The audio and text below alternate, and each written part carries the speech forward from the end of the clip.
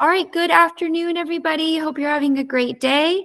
Welcome to day 2 of week 1. So we're getting going. Welcome, everybody. And stuff. So we're going to review just a little bit of some of the things we went over on Tuesday. And then I want to start the Module 8 project today, okay, our first assignment of semester 2. So while I'm doing this, go ahead and get your Canvas open, all right, because we are going to be going into the Canvas shell and stuff. So let's review just a little bit, all right? Where do you find your most current grade? So let's hear this in the chat. Where is the best place to check your grade? In Canvas. In Canvas, very good. Yes, Alicia, yes, right? So Canvas is always going to be more up to date. Canvas and Infinite Campus, they often, grades are supposed to transfer from Canvas to Infinite Campus, but they don't always do that successfully or it's delayed and stuff. So if you want to see your most up-to-date, everything graded right after you take the test, look at Canvas, okay? So if you're showing your parents your Infinite Campus grade and stuff, that could be inaccurate, most likely inaccurate, okay? So make sure that you're checking your Canvas grade. All right, awesome. What do you need in order to take quizzes? What system? Honor Lock, yes, Honor Lock, right? So so that's why it was really important that you take that practice quiz. Make sure that your computer has the right settings and extensions and stuff so that you won't have any issues. We use Honor Lock for all of our tests and stuff like that. So required by the school. So just make sure that you have that done. Okay. This, I want everyone to put this in the chat. All right. Everyone to respond, put this in the chat. On Mondays and Fridays, okay, the days you fill out the attendance form, when is it due by? On Mondays and Fridays, when is it due by? 12. Yeah, let's put it in the chat, everybody. Put it in the chat, fill it up. Fill it up, fill it up. Yes, yes, yes, yes, yes. Awesome, awesome. Yes, by noon, okay? So it's the same thing we did first semester, all right? You need to get it in by noon. So again, setting that timer it can be really helpful. So maybe at 11, or if you tend to sleep in or something, set that alarm. Or if you just forget, set that alarm, okay? Because it's not just for my class, it's for all your classes, okay? So making sure that you're getting that in by noon, okay? And then finally, where can you find information due dates videos? So let's say you missed class or you're a scholar student or you were in class, but you just forgot, you need to go back and find something. Where can you find those due dates, what we did each day, and the recordings that I do? In modules. Yes. All right. Yes, Aisha. Yeah. The live session page. Yes. So in the announcements. Yeah. So every Monday, Friday, I do an announcement, which is kind of like an abbreviated what's due that day. The detailed list, right, is in Canvas in the lesson and recording module. So let's just look at that real quick. So yes, you can go to announcements and you'll see, I haven't posted for Friday yet, but you'll see the Friday announcement and it'll have the list of what you need to do. The other place you can go, and it has the more detailed list, is going to be that lesson and recording page. So right after attendance. So remember, attendance has been moved up. It's not at the bottom of the modules anymore. It's been moved up.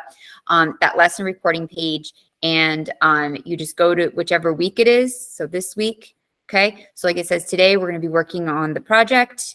All right, it's got the video from yesterday, and then this is where, oh golly, could there be a more unflattering view of me, the way it freezes.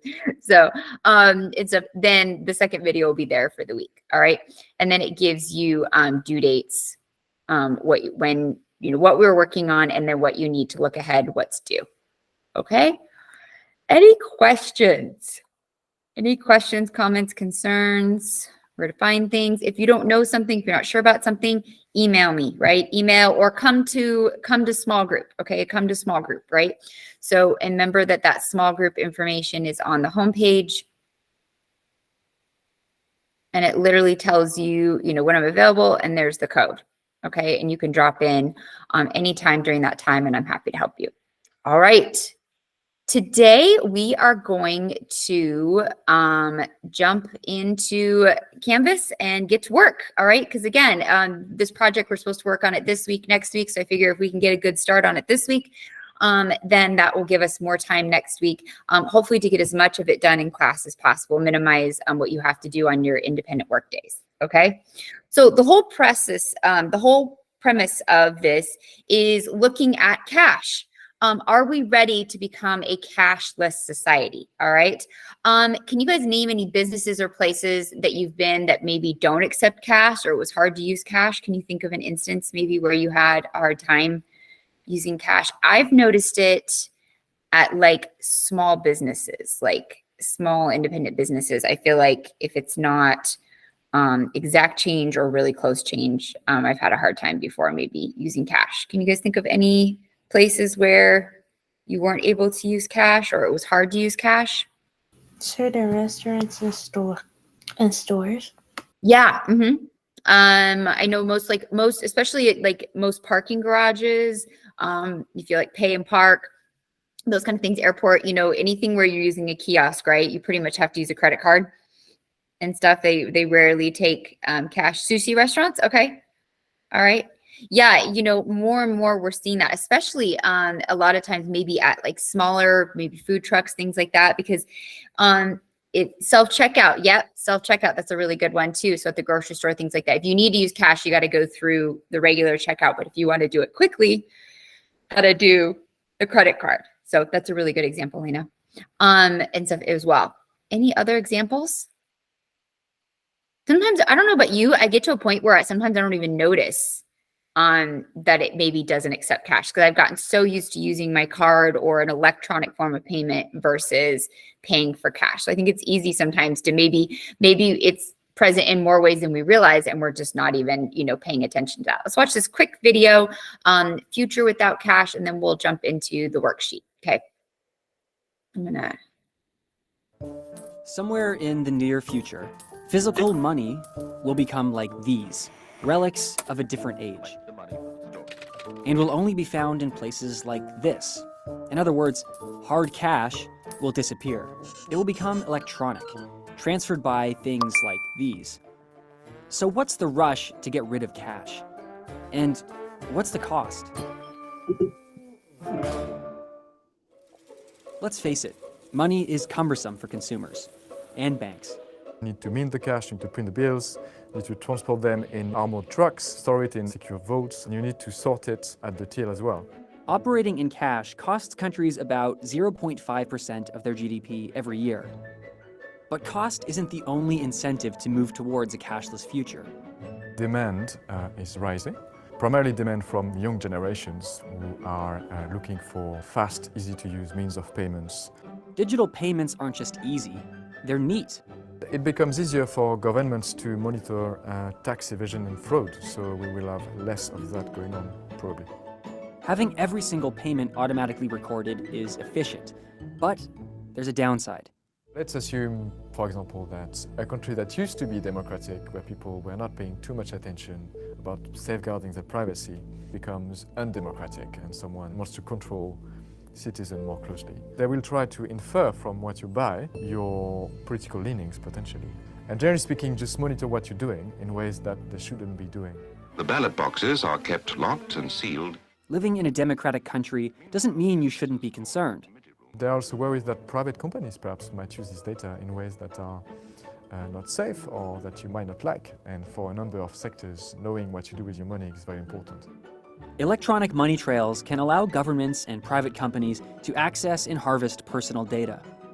But there's another threat that's worrying banks: cyber attacks. It was a high-tech bank robbery. Capital One suffering a massive hack attack involving 100 million Capital One customers' accounts had their personal information stolen. In March 2019, Capital One Bank was hacked. A sole hacker managed to steal away 106 million people's personal details in a matter of days. And that attack was noticed just a few months after. You can see that a lot of companies are not very well protected yet against such threats. Pretty much every day we hear of data breaches, cyber attacks that are successful. It's much harder to prevent an attack than to be on the hacker side, because you only need to succeed once as a hacker. Once upon a time, you would have two guys coming in. They would tell everyone to be on the floor, they would put the money in a bag and then run away with the money. And you would get insurance against that. You knew what the risk was. Nowadays, with cyber attacks, they can happen anytime, they can take any form, so it's very hard to insure against. Still, many countries are fast moving towards a cashless society. In Sweden, the number of retail cash transactions per person has fallen by 80% in the past 10 years. The trend is even evident in far more cash-loyal societies.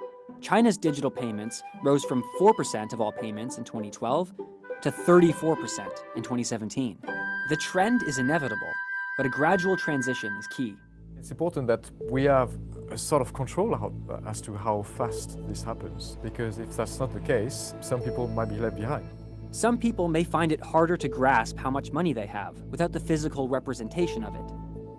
Not everyone knows how to use internet banking technology, and people living in remote areas where internet cover is patchy may find they have to drive for miles for their basic needs. And there's another sector of society that relies heavily on cash. People living in the street don't carry card terminals with them, so it will be very hard for them, well, first of all, to collect money and to pay for things. They will be among the people who suffer the most from it. Going cashless is just the latest evolution of money in the modern economy. But it raises a fundamental question. What is the value of money if it doesn't physically exist? Central banks enact monetary policy by exerting control over the amount of money that is created and that is in circulation. And they can do it because they are the only entities that print and create money. The purpose of it is to control the amount of money that is used by the entire economy. In a cashless society, obviously this becomes much harder because money presumably can be created by other entities. And so central banks are actually starting to realize this, especially after Facebook made the announcement that they were going to launch a digital currency. It shows you the extent to which central banks are already thinking about the future of money. The move towards cashless societies is well underway, but governments need to ensure that as cash is phased out, the vulnerable in society aren't left behind.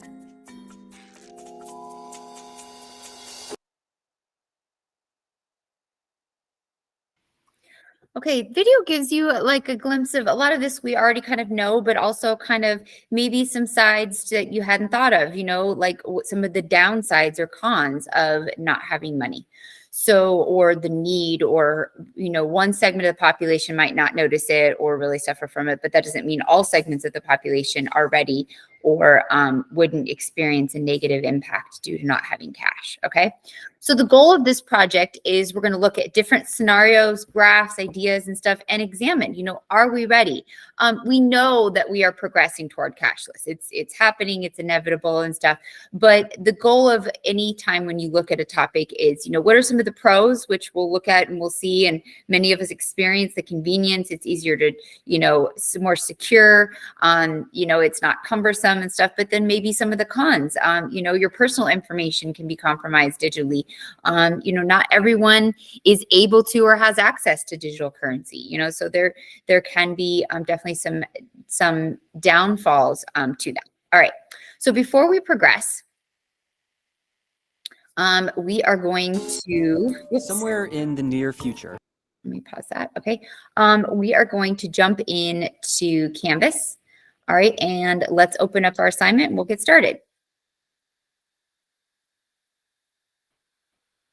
So you're going to go to modules, and we're going to scroll down. We're going to be in module 8, and the only thing we're doing in module 8 is the project. Okay, so you're going to scroll to the bottom of that, and you're going to go to is the U.S. ready to be a cash-free society? So once you're logged in, go to modules, module 8, the project part, and we're going to go to is the U.S. ready to be a cash-free society page. So you're going to want to go to this page, okay, because all the links are there. So you're going to need to do this. I'm going to go through it with you, but you're going to need to go there yourself to get these links.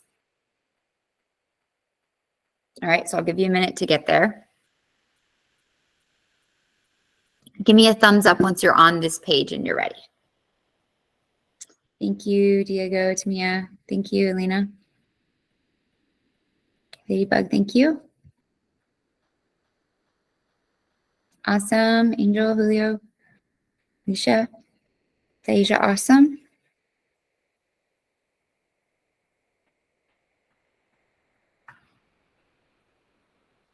Okay, so once we're on this page, all right, so it's stuff, we're going to download a worksheet, and then we're going to basically work on tasks 1 through 6 and answer 3 different questions, okay? How would a cash-free society function? To what extent is the United States already cash-free? and what are the pros and cons of a cash-free society. So the first part of this is going to be 6 different tasks. So we're going to get our worksheet here in just a second, and then we're going to go through each task 1, 2, 3, that corresponds with the worksheet. Okay, 4, 5, 6. So some of them are a graph, some of them are an article. So it depends. Okay. And then next week, we're going to go over task 7, all right, which you'll complete independently, but we'll go over how you can use that task sheet 1 through 6 that then help you create an infographic or a presentation. Okay, so it could be a Prezi, it could be a Canva, it could be a Google PowerPoint, but some form of presentation, taking information that you've gathered from tasks 1 through 6, and then putting it into a presentation and giving some of your opinion in that. All right. The submission pages, it's going to be 2 different submissions. So I just want to go through this really quick, and then we'll start the worksheet. Okay. So the task 1 through 6 worksheet, which we'll start today, get as much done as we can today, and then we'll finish next week. Okay. That will be submitted here. It's worth 46 points. All right. That should be open longer. Let me edit that.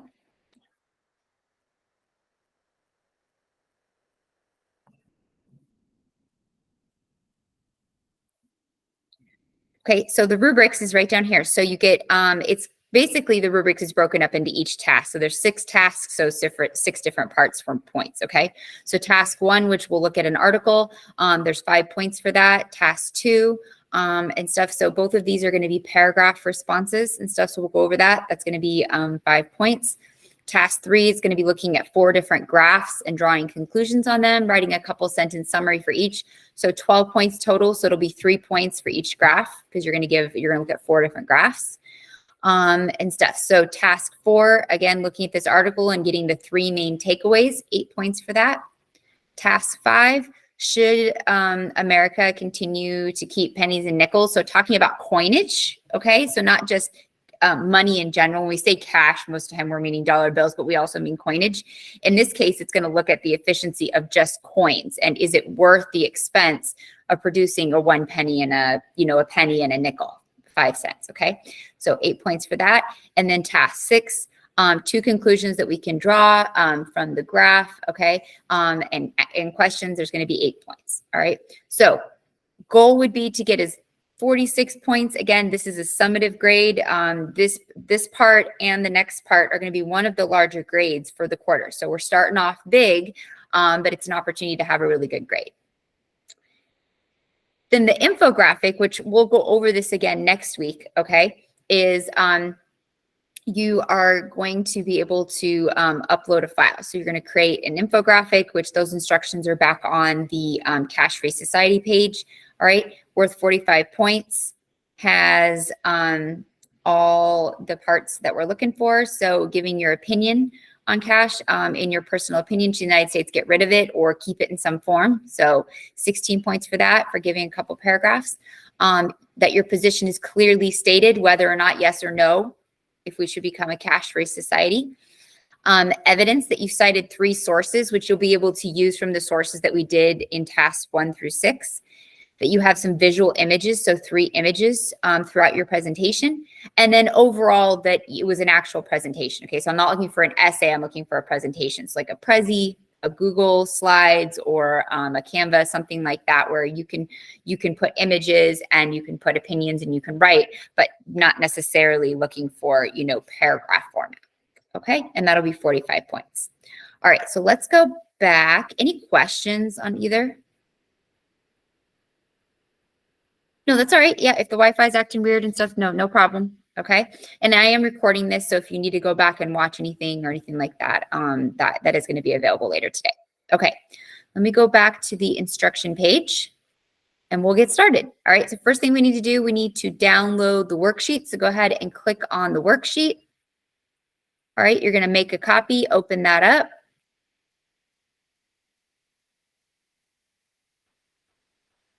So we're clicking on that first worksheet, that first link right here on the Is the U.S. Ready for a Cash-Free Society? We're opening up the worksheet. Once you have this open, okay, remember there's the two things that I like you to do, okay? First is save it to the Google Drive, all right? So if you want to create a new folder for econ, you can do that.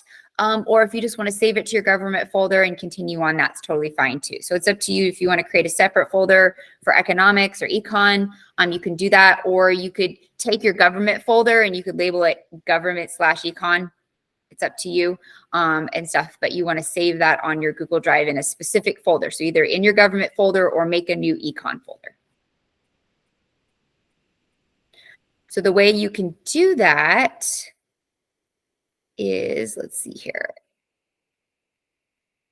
It's not letting me. Oh, okay. There's the folder button right there. Okay. So you click on the folder button and then it should let you do that. If you don't want to go through that, then just put it in your government folder. Then the next thing you're going to do, you need to make it shareable. Okay, so down here, anyone with the link, that way when you submit it, I'm able to open it and I'm able to grade it. Okay, so you got to do that for any Google Doc, especially something that you're going to submit, so that when the teachers go to grade them, we could do that. Otherwise, we have to give you a 0, post that you need to resubmit it, then you got to resubmit it, and it's just more work for everybody. All right. Give me a thumbs up when you are ready to get started.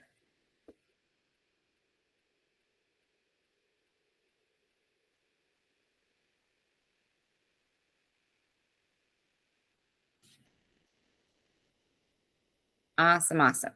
Okay, so saved it and made it shareable. All right, so let's go back over here and let's get started. So the 3 main questions that we're focusing on, our learning intention is, how would a cash-free society function? How does that function? Okay, that's actually not a super hard question to answer in some ways, right? Because we're in a lot of ways we're already living it, or we're 2/3 the way there. We're living it in a lot of ways. To what extent is the U.S. already cash-free? We talked about that a little bit at the beginning. We already see it. Certain places won't accept cash, or you have to use electronic payment if you want to buy something there. And then toward the end, the goal is going to be to see that, what are some of the pros, and then what are some of the cons? Any advancement, any change that we go through in society, economic or not, there's always going to be pros and cons. And so I think as excited as it might be or something like that, or if you feel overwhelmed by the pros, I think it's always important to look at the cons, and as a fabric of society, how are we impacting, and, to kind of weigh that. All right, so the first one is, how would a cash-free society function? So task 1, we're going to read through this article based on Sweden. Sweden is kind of further ahead to the cash-free status than some of the rest of the Western world. They kind of are leading the way. All right, so what ways have Sweden made the society almost cashless? Do you see this working in the US? All right, so let's take a look at the article. All right, so actually, let me grab article here. Okay, I'm going to throw this link in the chat for you. This one is really nice because I went through and I already highlighted it. All right, so you can click on the link on the page in Canvas. Is totally fine. So you can click on this one. All right. But I also made my own copy of it. And I kind of went through just to help. So we don't have to, we'll skim it more than read it. And then I have a quick, video that we're going to watch too. Okay. So this article is from 2015. So it's a few years old. All right. So in Sweden, a cash-free future nears. All right. So this is from Stockholm, okay, one of their largest cities. So homeless street vendors carry mobile card carry readers. All right. So that's something definitely different. I don't know about you. I've never run into a homeless person or someone lacking housing who said, Venmo me here, right? They're usually looking for cash, like $1, $5, something like that. I've never seen that. Have any of you ever seen that? And have you ever seen somebody, panhandling or looking, like with a sign and stuff, and they're trying to collect, but they're trying to do it digitally, maybe like a Venmo or Zelle? I've never seen that here in Vegas, Henderson, or whatever. Digitally, no. Yeah, I mean, you can. It's unfortunately not that hard to see someone that is doing that, but digitally, yeah. So that's interesting. In Sweden, they're homeless that are out there are panhandling or something, or asking for donations, but they're doing it digitally. So that's definitely something different than us, right? That's really interesting.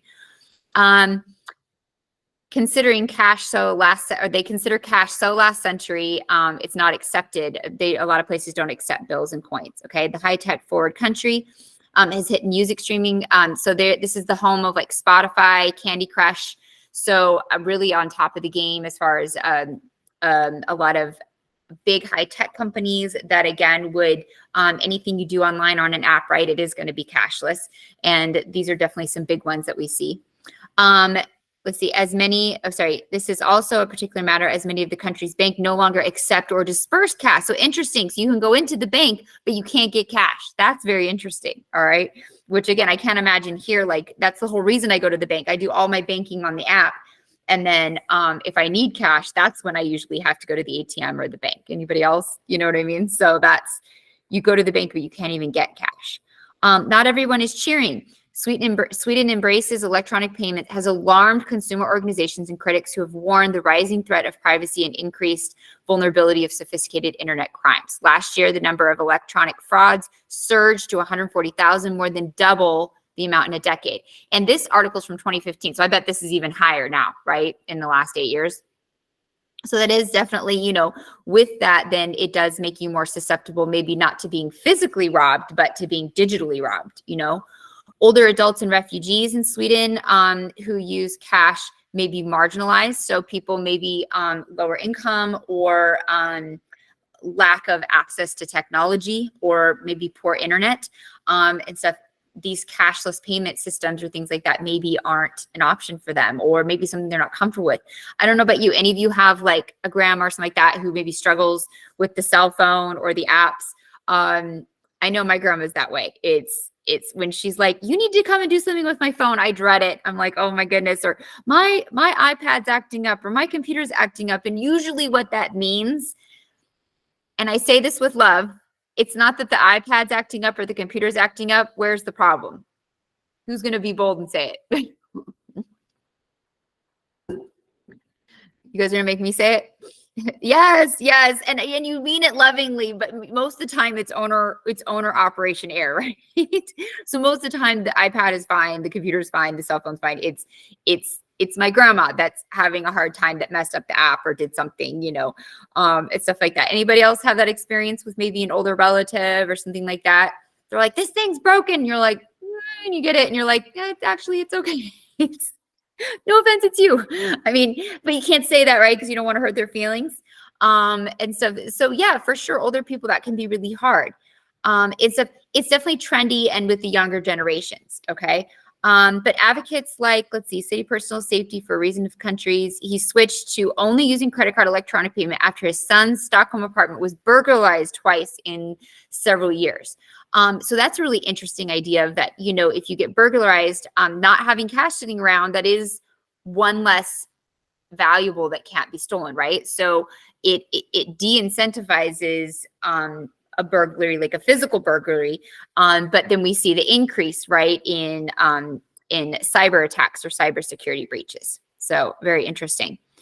Enabling tithing cards. Oh, so this is interesting, talking about places of worship like a church or a religious institution. A lot of religious places, I know my church and stuff, they have a drop box, but actually most people, myself included, I donate through an app now. So they're saying a lot of people are tithing or give to their local churches or things like that. Donations, maybe some in cash, but a lot of people do it digitally now and stuff. So that's definitely true.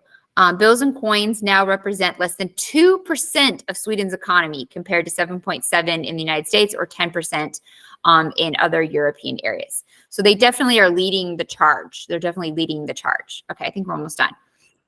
More than half the branches of the country's biggest banks no longer keep cash on hand nor accept cash deposits. So they won't even accept cash deposits. Wow. All right, so that's really interesting. They say a significant amount of security. They save a significant amount of money by not having to have security at these banks because it's de-incentivized bank robbers. So that makes sense, right? By not having cash at the bank, that would be the main reason someone would burglarize them. It's like, we don't have cash. There's nothing to steal, right? There's nothing to steal. And that's where hacking comes in. The government has not sought to stem the cashless tide. If anything, it has benefited from more effective tax collection because electronic transactions have a trail. So this is a big one. where a lot of people still use cash or something, it's easier to have tax evasions. They're saying countries like Greece, Italy, there's a lot of tax evasion because people can do business in cash, pay for things in cash, and so therefore it's basically untraceable. Swedish Banker Association acknowledges that banks were earning substantial fee income from the cashless resolution. I do not spend more, but if I had a 500 krone bill, I think twice about it. All right, so that's an interesting one. So this one is saying basically that they feel that they spend more digitally, whereas when they have the dollar bills, they feel like they don't spend. Any of you, what do you tend to do? If you have cash, do you tend to spend it faster than maybe you would a credit card or a debit card, or do you tend to hold on to it more if you have cash? Anybody? Which one, Elena? Do you tend to spend it more or do you tend to hold on to it? Say you tend to hold on to it. You hold on to it more. You save more. Interesting. Hold on to it. Well, it's harder to use cash. It is. There's less places to use it. So cash isn't, it's like we flipped, right? When I was growing up, you had to have cash, right? And now it's flipped where pretty much everywhere accepts electronic payment. And you're right, Kenneth, not everybody accepts cash. So sometimes you can't even use the cash if you had it. Like, good to have, but also got to make sure you have electronic payment. Yeah, so we've also seen that. People like to save the bills. I do too, because when I don't tend to have cash. So when I do, I'm like, oh, wait, if I get rid of it, I won't have any cash anymore. So that's interesting because I also find that a little bit because I just don't tend to carry it as much. So that's a really interesting point. All right. Now people can't get away. Let's see. I think that kind of sums it up. Okay. So what I did is I went through and I kind of made some notes. Okay. So what I'm going to do is I'm going to share some of these are basically some of the things that I highlighted in the article. And what you need to do, so listen very carefully, okay? So, because this is not just a you copy paste and you're done, okay? You can copy and paste these into your task one box, but you have to turn it into a paragraph, meaning sentences, okay? So you need to go through, add words, periods, and get rid of the check marks, okay? So does that make sense? So I'm going to share the notes with you and you can use those then to help you write your paragraph, okay? All right. In what ways has Sweden made its society almost cashless? You can pull from some of these. All right. And then do you see this working in the US? So majority of this I'll give to you in notes. All right. You'll pull from here. But the last part, you're going to have to write that last sentence. You're going to have to answer that. Do you see this working in the US? Why or why not? So yes, here's why, or no, here's why. Okay.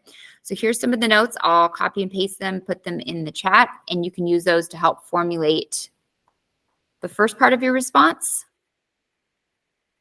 But listen very carefully, okay? Do not just copy and paste these into your task and then not alter it or change it to make it into a clean paragraph, okay?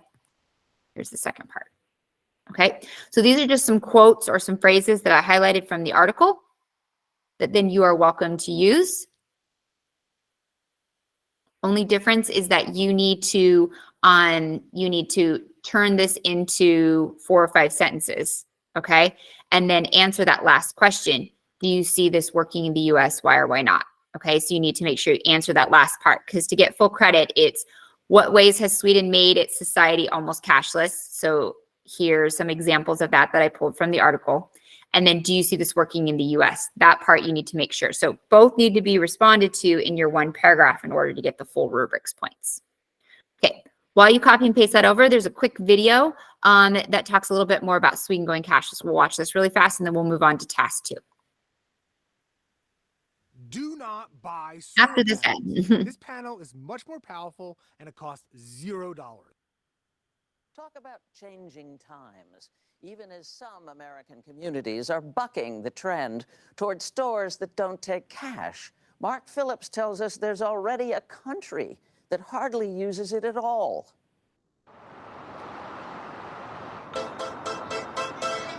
They've been singing about it for years and making truckloads of it along the way. Money, money, money, must be funny in the rich man's world. But now ABBA is in the vanguard of a new wave in Sweden where there's no money, money, money. Just cards, cards, cards, and phones, phones, phones. Just ask Uva and Marita Matson, trying to have a quiet lunch until we showed up. The last time you actually used cash? A month ago, maybe, or something. Which is typical.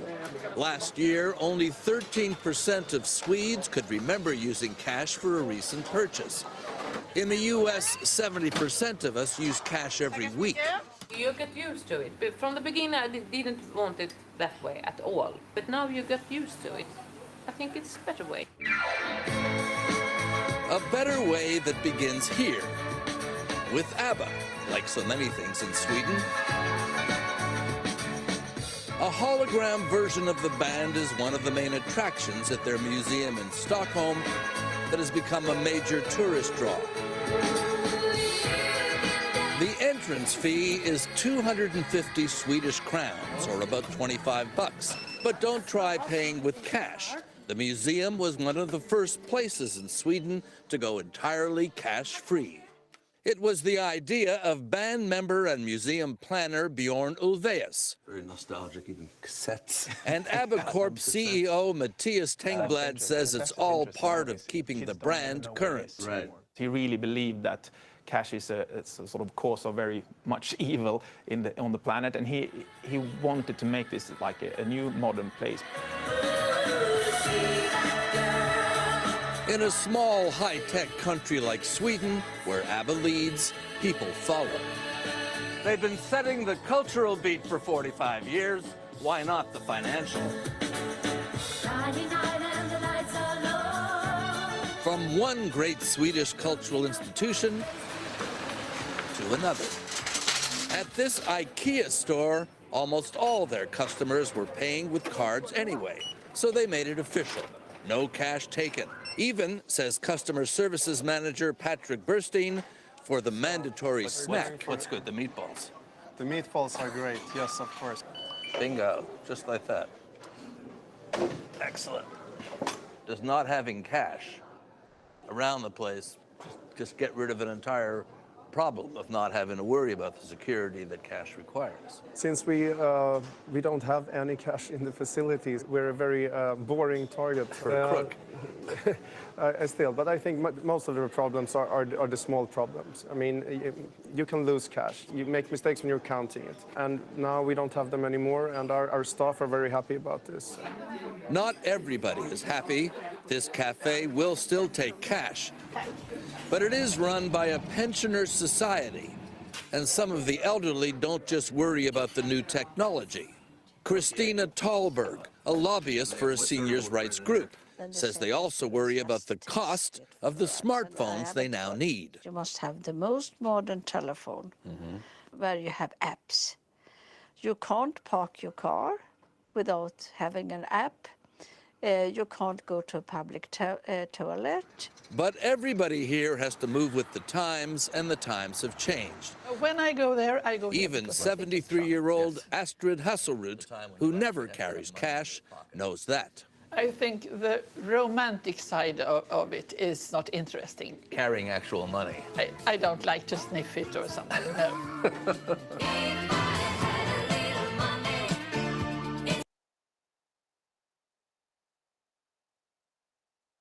Okay, interesting. And another business that I can't believe I forgot to mention, right? IKEA, you know, and they've gone cashless and they're a Swedish company and stuff. So interesting. They definitely are kind of leading the way. All right.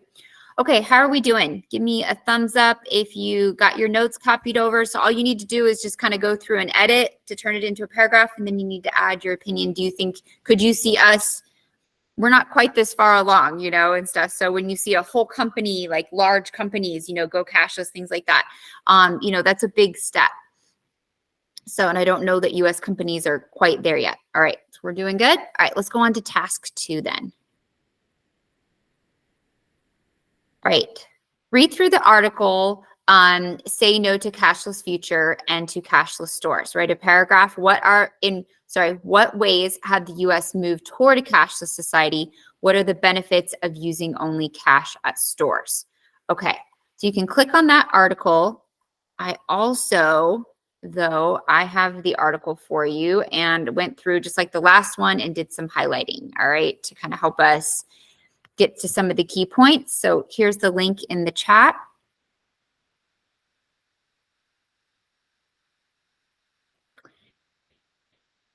And then let's look at the article. Okay.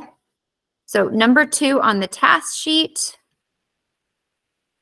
says in a minimum of 1 paragraph, provide a detailed explanation.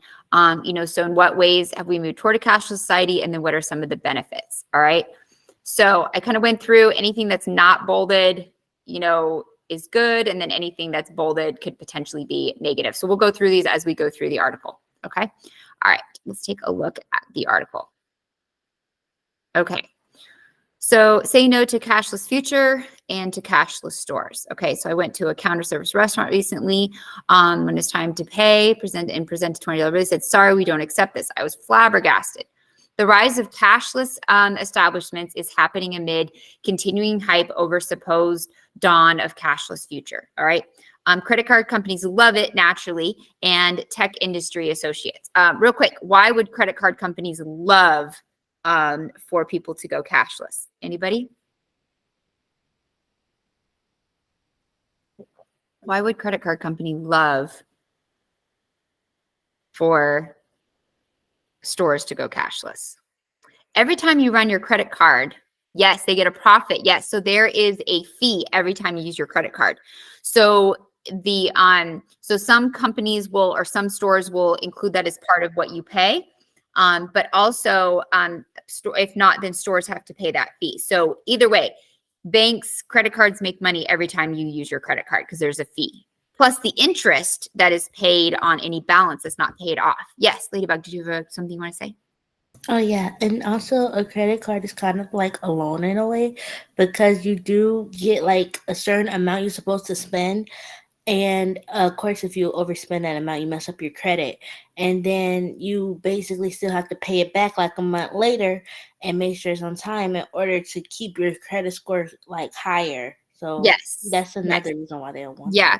Well, another reason they really like it. Yeah. So they'll give you a credit limit. If you pay it off every month and there's no balance, then they don't charge you interest. It's when you have a balance. So let's say you charged $1,000, but you only pay a $500, then they're going to charge you interest on that $500. So credit card companies not only make money every time you use the credit card with a fee, but then any balance that's charged on that isn't paid off every month, they make interest on that. So of course, tech companies are going to be similar to that. So cash apps like Zelle or Venmo or PayPal, Apple Pay, those kind of things. Again, transaction fees and gaining money off of those balances. Okay. Meanwhile, a backlash has prompted several cities and states, including San Francisco, Philadelphia, New Jersey, to ban cashless stores. So there has been some pushback that, okay, if you're going to be cashless, then you can't be in our city. All right. So that's really interesting. So here are some of the things that are not good about it. Reasons why cashless stores or cashless societies more broadly are a bad idea. Bad for privacy. Cash is private. When I go in and if I go into a store, Kohl's, and pick a top and I pay cash, there's really no record of that. You know what I mean? There's a receipt, but there's nothing tracking it to me. If I use my credit card, not only the store gets my information, but the credit card company, they can link that thing to my social media. So I don't know about you, if you've ever shopped somewhere and then all of a sudden you go on your social media and it starts popping up and you're like, what the heck? That's because everything digitally is interlocked. So it can be really bad for privacy in that they can see what you're doing and target you more. It can be bad for low income communities. Again, maybe, as was mentioned and stuff, what if someone has bad credit? What if they don't qualify for a credit card? What if they are not good at technology and using the online institutions, the online apps? Maybe they can use a credit card, but if they have to do everything online, maybe they're not good at the internet. Maybe they don't have a reliable computer. Maybe they don't have reliable internet. So there's a lot of things or angles that we can see that with low income communities.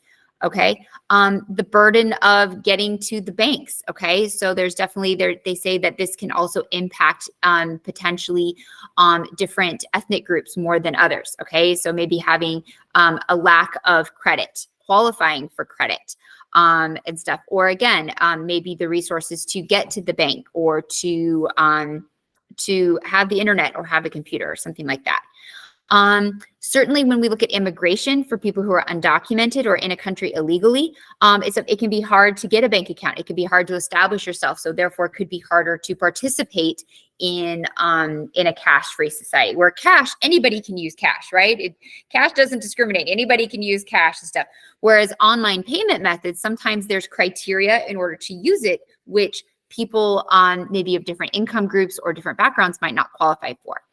It can be bad for merchants. Every time, like I mentioned, every time you use a credit card, there's a fee that is charged to the store, except that they have to incur. So if I bought $100 from the grocery store and I charge that, the grocery store has to pay a 1%, 2%, or 3% fee, depending on the payment method, a fee. So they lose some of their profit. So it can hurt the businesses and stuff as well. Those include, so the issue goes beyond restaurants and retail stores. Other services that are built around electronic payment should also offer cash options. Those include ride-share services like Uber, Lyft, bike share, transit systems. You know, with Uber and things like that, right? You have to use a credit card. Or have you ever been to one of the cities where you can like rent the scooters? You got to do it with a credit card, right? You do it through an app or, plus not everyone is taught the benefit. Yes, credit cards can be beneficial, but you have to be really careful with them, right? They can be great, but they can quickly become a problem because people might not be, I don't know about you, cash, you can track your spending, right? It's right there. Once you run out, you're out. Credit card, they might give you a limit that you can't pay. What if you charge too much? What if you're not keeping track and it gets away from you? So it can be problematic for people, especially if having a budget or spending is a problem. Proponents of non-cash payment systems point to one of the biggest downsides of cash, the risk of loss or theft. That is true, right? It gets stolen, you can't really replace it. If a credit card gets stolen, you can replace it, you can freeze it. It can be replaced sometimes within 24 hours, where cash is not replaceable. Once it's gone, it's gone. And stuff. So there can be a lot of pros and a lot of cons. Okay, so let's jump over. Oh, let me find my, here we go. All right, so let's go over to task 2. And here are some notes that I had from the article, okay? So many restaurants and vendors will not take cash. Credit card companies love it. They get more fees. Tech really pushes for this because the more you use their apps, that's cash free. They use the credit cards, they make money. There is some pushback though. Some cities like San Francisco, New Jersey will not accept cash or cashless stores. Some of the negatives, bad for privacy, no middleman with cash, bad for low income communities, can be bad for people of color or different ethnic groups, can be bad for undocumented or immigrants who do not have legal status. It can be bad for merchants because they pay those extra fees. So there's definitely a lot of pros and cons that can come with that. We do see some companies already in the United States, Uber, Lyft, bike share, those scooter, companies, different apps, and stuff. It is bad for our privacy though, being cashless. That means every time I do it, they get all of our information, So there's a lot of pros, but there can also be a lot of cons. Okay. Just like before, I'm going to share with you my notes, okay? You need to turn them into one paragraph. So just like we did up here, you can use those notes, okay? But you can't just list them. I won't give you full credit if you just list them. You have to take it and then you can turn those into sentences, okay? And then you need to answer the question, what are the benefits of using only cash at stores, okay? So think about some of the negatives and you can turn those to positives. It helps protect your privacy. Anyone can get cash, right? Cash does not discriminate, right? It doesn't matter your status, your race, your gender, none of it, right? Everyone can use cash and stuff, and including people who are undocumented or maybe don't have legal status, so cash works for everybody. And it doesn't hurt merchants. They don't get a fee because you use cash. It helps keep your privacy. So you could pull any of these and turn it to just kind of flip it. And you could use that to list some of the benefits of being cash only. All right, so let me copy and paste some of those into the chat.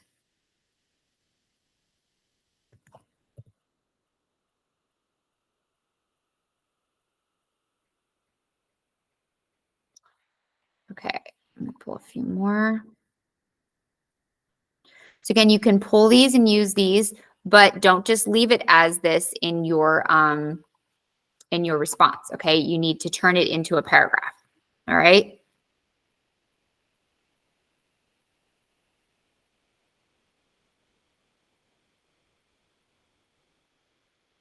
Okay, give me a thumbs up once you have this. You can copy and paste. This is something you can go back and turn into a paragraph later. We're going to keep moving.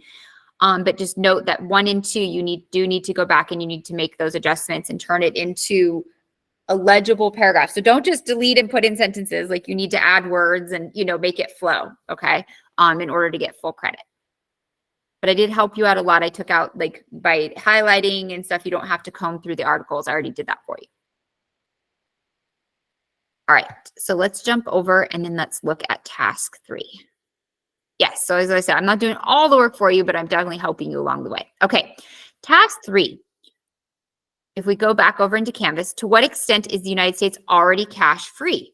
All right, because we're definitely on our way. We're definitely on our way. Okay, view the various graphs. What are 4 conclusions you can draw from them? Explain your reasons for each conclusion in 1 to 2 sentences. So what we're going to do is we'll look at each one, okay? And in task 3, then we'll turn that into a couple sentences. So we'll do this together and I'll help share the responses with you. Okay. So this one, you don't have to write paragraphs. You can just do conclusion 1, 2, 3, 4, graph 1, 2, 3, 4, however you want to list it. Okay. And then by looking at that through our discussion, then what's 1 or 2 sentences that describe or give evidence of your analysis. Okay. So let's look at the first one. Okay, graph 1. So payment preferences by household. Okay, so it's showing payment preferences by household. So it's showing it by income. All right, so let's start on this far end. So green is cash, light is check, credit card is the light blue, debit is the dark blue. Other, so that could be like payment apps or something like that. So that could be like Zelle or Venmo or PayPal, something like that. Okay, like some online payment system. Okay. So those who make 200 plus per year overwhelmingly prefer credit card, right? We see some debit, only 10% cash. Okay, so very much deal in cashless currency. 125 to 200. Okay, so as we go down, we slowly see cash rise, but then we see a huge jump. Okay, so 37% credit, but interestingly enough, we see debit jump. Okay, so both are digital currency, but debit takes it directly from your checking account. So it's not a credit card. So debit's where it directly takes the money from your account. So sometimes people will like to use their debit card because it is a safer way of tracking and not overdrafting. Once you hit 0, it won't work anymore. So some people, especially if you have a hard time tracking your spending or something like that, or want to make sure you don't overspend, a debit can be a good alternative, where a credit card just keeps going until you hit your limit, right? Doesn't necessarily mean that you can pay it. 100 to 125, 16% cash, 37% credit, 43% debit. So more preferred debit over credit card. Let's keep going. Let's jump over here. So $50 to $75,000 a year, 22% cash, 24% credit card. So that's almost equal. 49% debit. Okay. So again, really preferring to use that direct access to the bank account where they're not carrying the cash, but they're basically using their cash in that it's not racking up on a credit card. So that's really interesting. All right. Almost the same for 25 to 50. Then we see a huge jump, less than $25,000. So people who are making less than $25,000, probably a lot of that, if we really think about it, that's probably going to be people and stuff. So potentially homeless, people who don't have jobs, things like that. So therefore, if you are collecting donations or you're reliant on people helping you and stuff, cash is probably going to be the thing. You might not have a permanent residence, so therefore not reliable access to internet or technology. You probably don't have a computer or an iPad. You might have a phone, but maybe it's a pay and call one. Maybe it's not an iPhone or something like that where it requires the internet or that more technology. Okay. And stuff. So less access to technology, therefore more reliant on cash and stuff. So that's interesting, huge jump. And as we talked about in the first article, the negative can be the lower income communities. And we see that here with preference. Okay. So if we jump over to our conclusion, all right, so graph 1, the lower incomes use more cash debit dependent in the household. The higher the income, the less cash and more dominantly credit card, probably due to higher credit limits. Okay, so this is number 3, and you are welcome to use that. So these you don't have to rewrite. Okay, so for part 3, you are welcome to use this. 1 and 2, you have to turn those into paragraphs. Okay, so you can't just copy and paste it. You will lose points. But for task 3, you can use that response. All right, let's take a look at task or at the second graph. So preferred payment method again. It's just so kind of breaking it down. So based on 100% pie chart, 35% is credit card, 43% is debit card. Yes, Tamia, go ahead. Oh, sorry, I'm not sharing it. Was that your point? So yeah, but also, so you're saying that make sure 1 and 2 are our own paragraphs, and then 3 we can use the ones that you sent. Yes, Okay. yes, yes. Okay, so graph 2. And stuff. So preferred payment type, debit card 43%, 35% credit card. So this actually looks pretty true to what we were seeing up here, especially if we look in the middle income sector, the 50 to let's say 100, more preferred debit. And then secondary to that is credit card. So we're definitely kind of seeing that trend carry over. Cash is 9%. No preference. What's this? 3% check. And charge cards. That would be like department store. I'm surprised they don't have like online payment app things and stuff. Though I don't think Venmo was around in 2014, Zelle and stuff. I think PayPal was. PayPal's been around for a while. Oh, here we go. PayPal alternative payments. 3%. I would say this is 9 years old. I bet this has changed quite a bit, or this is adjusted quite a bit. That 3% one, that PayPal alternative payment, wouldn't you guys think? I guarantee this has grown with Apple Pay, Zelle, and Venmo. Surely that has grown as far as percentage goes. Okay, so again, our goal is just to summarize what we're seeing with the trends. Okay, so in graph 2, 43% of people prefer credit card or debit card as a payment. 35% prefer credit card. This makes up over 75% payment preference as no cash. Less than 10% prefer cash, showing a shift to a cashless society. So we're definitely following that trend. Okay, so here's the second part. And again, for number 3, you are welcome to copy and paste this. You don't have to alter it. 1 and 2, you can use those notes I gave you. You just have to rewrite them into a paragraph. For number 3, you are welcome to use these summary responses.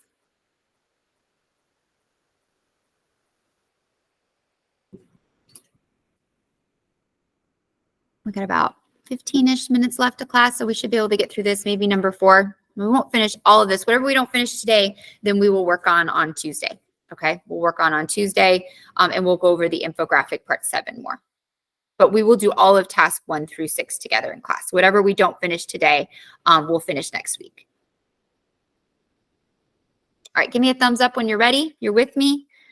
If I'm going too fast, I can slow down. Okay, let's keep going. Okay, so graph number 3 for part 3.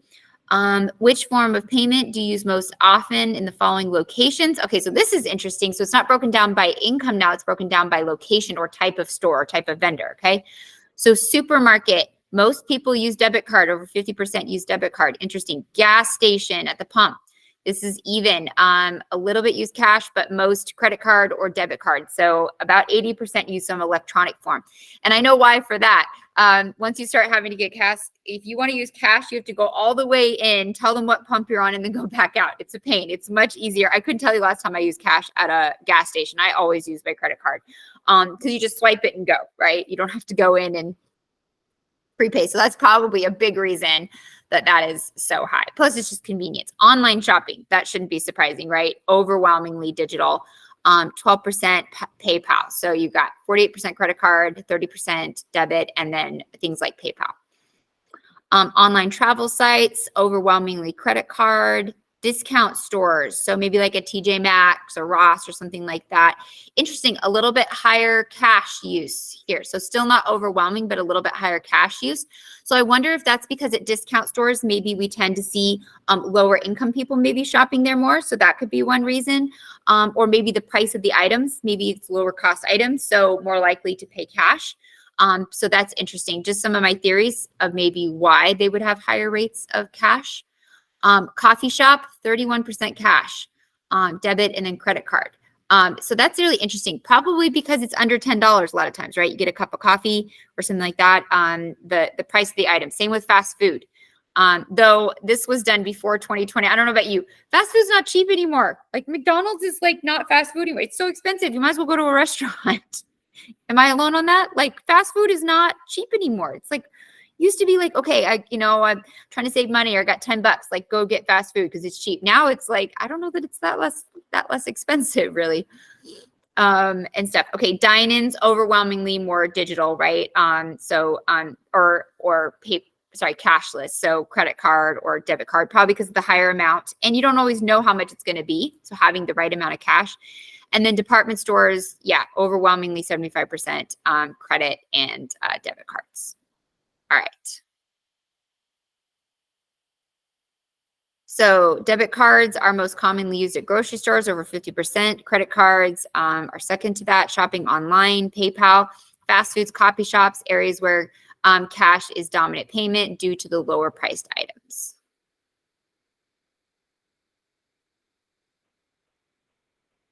Yes, but I mean, a meal from McDonald's is easily $15, $16, right? So it's gotten to a point where it's like, if I'm going to spend $15, I might as well spend 20 and go sit down and have a better quality meal. You know what I mean? Go ahead quickly. I'm going to do number 4. The thing with inflation is just like nowadays is like the bad foods are now the same price as the good foods. So it's like at this point, the only thing about the good foods is like probably $1 like higher. And you at this point is like, okay, whatever, I'll just get the good food. Yeah, that's how I feel sometimes. Like we really don't do like fast food much anymore because it's like if I'm going to spend it, I would prefer to get something a little, used to do it because it was cheap. And now it's like, I don't know, you're not really saving money. So you might as well get, what you want, unless that's what you're craving. The rise of credit debit card use. Okay. So if you go back to 2002, so about 20 years ago and stuff, it was very low. Credit card use versus cash. All right. And then you can see over time how credit card has just exploded, especially since like 2010. You know what I mean? In the last 10 to 15 years, we've just seen it increase crazy. And a lot of that probably is to do, again, to technology. More people have computers. Most people have internet. Look at you and I, like we're online, you're hard pressed to find somebody these days that doesn't have internet, right? And stuff, or at least access to it. If you don't have it in your home, you can go to the library, you can go to Starbucks. Like there's a lot of places you can get free internet. If you don't have it within the home. So therefore, cashless society has grown for sure. All right.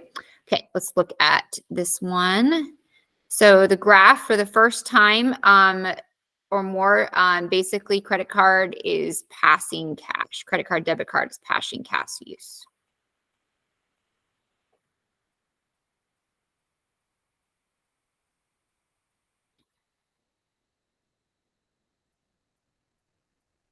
Okay, how are we doing? Give me a thumbs up if we're doing okay. I'd like to try to do one more task 4, and then we can finish for the day. That way we have a good chunk of it done. Next Tuesday, we can do 5 and 6. We can go over the infographic, and then you can have some time in our longer class on that Wednesday, Thursday to work on it and stuff before we start a new lesson. All right. So number 4, read through the article, think being poor is expensive. Write a paragraph answering the 3 main takeaways from the article that you learned. Why were these points important? And what can we do as a society to help with these issues? Explain one solution. Okay, so there's one paragraph response, but there's quite a few things that you need to address. All right, so let's take a look at this article. Let me see if I have this one. No, I don't have this article saved. Okay. So let's take a look at it. Here, I can throw this link in the chat for you.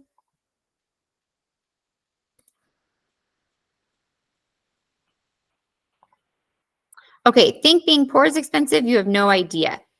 I've struggled to make ends meet, and in the middle-aged Black man who has had his share of mental or of health scares, I've struggled for some time. So I'm deeply appreciative of recent conversation with Stanford economist Xavier Jaravel, who wrote a 2015 paper, Unequal Gains from Product Innovations, that has raised quickly to stir the economic community by exposing how badly the economy undermines people in my income bracket. It's no secret that poor people pay more. Poor people pay more by living in food deserts, by having to drive longer distances, stand in lines longer to buy food or to do anything. by not having enough cash on hand to shop when items are on sale, by receiving less efficient. At the same time, prices increase every year, even as wages are stagnant. For those who struggle to make ends meet, it means paying for anything takes deeper chunk out of their limited income. Jarvel continues a 10-year study, retail stores looking at purchasing power, which is the capacity of consumers to purchase necessary good. He examined, so guess what he discovered? The old saying, the rich get richer, the poor get poor. Repeat it in the back of my mind while he guided me through his well-reasoned lesson showing that the purchasing power of low-income Americans has remarkably dwindled. Poor people can afford to buy fewer things, even when buying very inexpensive products. The poor have gotten poorer and the rich have gotten richer, and it's worse than economists previously believed. Some of the ways that poverty disadvantages consumers are more evident than others. A study of retailers 2004 to 2013 exposed less visibility, but in insidious poverty trap. Okay, let me go. Okay, economists estimate. Okay, so here we go. Jarvel's estimate that the annual price increase on retail goods has been 0.65% lower for households making $100,000 than households making $30,000 or less. 0.65% difference sounds like an insignificant number. If you are low income and you shop at low cost retailers such as Walmart, you may only see an increase of a nickel or a dime on your individual product. But that increase is on every product you buy. So that nickel and dime, that can add up to $5, $10 a trip, right? You know, which over the course of a month, if you're shopping every month, that could be $50 to $100 extra a month just for basic items. And I think we could argue probably even more. The reason that the poor pay higher rates of inflation is that over the past decade, profit-driven companies have begun exclusively catering their products to the wealthy and upper class. New companies haven't entered the market for lower priced foods. So what they're saying is part of the problem is that there's a lack of competition for low income stores. Okay. So when we look at the majority of stores that have opened and stuff, they're for a higher price point. So they're for people in the middle, higher income brackets, which then drive competition. If nobody else has really opened up to challenge Walmart, then Walmart kind of gets to set the pace. Competition helps drive down prices, right? Competition, or at least control prices. When there's lack of competition, then they have more ability to, unfortunately, abuse that power or take advantage. That's also known as unchecked greed. It's exactly what happened. Companies driven by greed that is unchecked by fair competition and government intervention. Competition helps to regulate prices or to drive down prices, okay? When there's lack of competition, then people can drive up prices. So rent is another example. Rents have gone up. My landlord claimed he has to raise the rent because of the cost of buying a new refrigerator and garage or garbage disposal for the apartment. I had a hard time sympathizing my landlord's argument for increasing the rent. On a living example of professor explains, the poor may pay for the cost of goods. All right. He recommends increasing the amount of money the federal food stamp programs provide for families to buy. This enhances his purchasing power of low-income Americans. He speculates that future studies might show the raise of minimum wage to $15 an hour would have a similar effect. And we are seeing that take effect, higher minimum wages within cities or states. Okay, so we are seeing that take effect.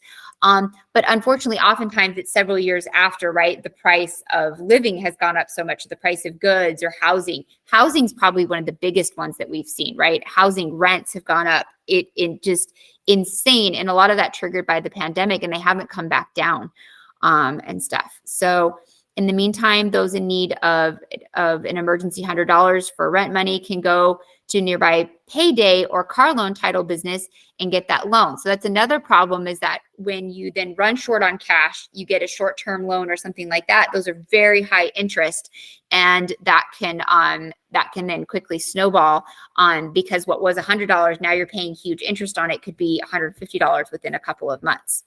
So these traps that, again, the poor get stuck in. All right, so let's take a look. You are welcome to use these notes that I'm going to give you. Okay, so I'll share these notes. So these are some of the notes that I pulled from it. So at the same time, prices have increased every year. Wages have remained stagnant. So this is for part 4.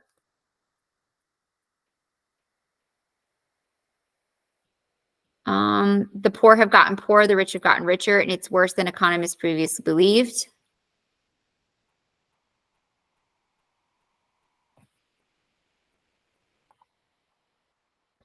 Economists define inflation as an annual increase in the price of goods.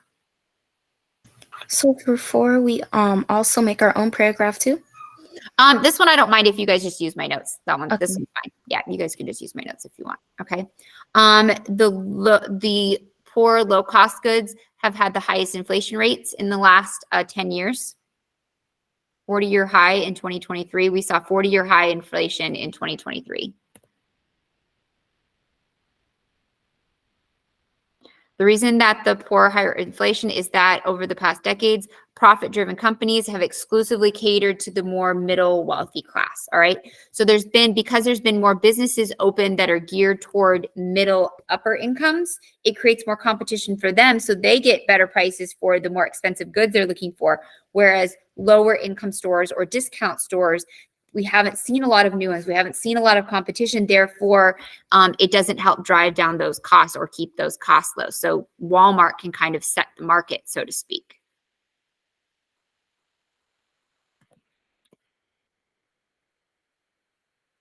Think about McDonald's meals. It's $10 for a meal and up. This is passing inflation down to people who look, that should say work. Huh? Let me change that. Oh, no, that's right. Who look to fast food sometimes for a cheaper alternative, and it is really not cheaper anymore. Yeah, so fast food isn't really cheap anymore. And like we said, sometimes if I've got to spend the money, then I might as well just maybe, spend a little bit more. And instead of going to McDonald's, then maybe I go to, Cafe Rio or, somewhere that maybe isn't sit down, but a little bit nicer or costs a little bit more, but I get better quality food, or I sometimes even get more food. I might not go to a sit down, but there's plenty of places where maybe it's like, there's the cheap fast food and then there's kind of the mid-tier drive-through convenient, but a little bit more expensive. And I might choose that mid-tier because the quality is going to be a little bit better for not that much more money nowadays. Okay, so that's where we're going to end for the day. All right. So we got tasks 1 through 4 done. All right. So when we meet next week, then we'll work on we'll review those first 4 tasks, and then we'll work on tasks 5 and 6. Okay. Next Tuesday. And we will also, work on the infographic. Okay. So we'll talk about how to do that, and you'll have time to work on that. Okay. So the goal is just to make sure that you have tasks 1 through 4 done for next Tuesday. Remember, task 1 and 2, you need to take those notes and you need to put it into your own paragraph. Task 3 and task 4, you are welcome just to use the notes that I gave you, and that can be your response. Okay, so 1 and 2 you need to alter, 3 and 4 you can keep. All right, any questions on that? Give me a thumbs up if you're sure. So 1 and 2 you need to alter, 3 and 4 you can keep as is. Okay, all right, awesome. All right. So for Friday, please make sure you fill out the attendance assignment. It needs to be done by noon. Okay, make sure you got that honor lock quiz done, and then again, just starting our project. Okay. If you need any help, or if you have any questions or need anything from me, you can come see me from 9 to 11:30 on Friday. My code is NVLAKHallSG. All right. And that's also listed on the homepage. And then, like I said, and also next Monday. Okay. So Monday, same times for small group, right? So Friday and Monday, 9 to 11:30 on NVLAKHallSG. All right. And then next Tuesday, we'll pick up with tasks 5 and 6 and finish the first part of the project. We'll go over the instructions for the second part, the infographic, which then you'll have some time to work on. Okay. Have a wonderful day. If you have any questions, email me or let me know. Otherwise, have a great weekend, and I will see you next week. Thank you so much. Bye. Thank you.